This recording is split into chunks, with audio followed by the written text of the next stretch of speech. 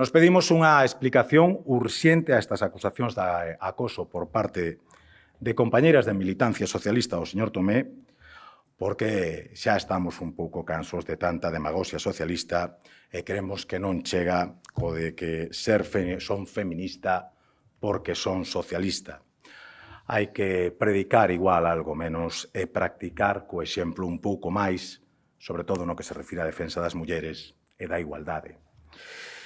Pero tamén é necesario que dende o Bloque Nacionalista Galego, tan profundamente autoproclamado feminista e defensor das mulleres, se dea un paso adiante e se amose o seu resentamento a estas supostas prácticas denigrantes do seu compañeiro de goberno na Deputación de Lugo.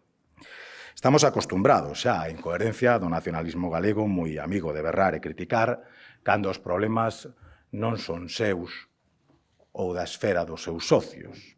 Pero, en cambio, son moi caladiños cando se trata de afrontar os seus problemas e pedirlle contas aos seus mellores aliados, tanto no goberno central como neste caso na Deputación Provincial de Lugo. E, por certo, tamén en moitos concellos ao longo da xeografía galega.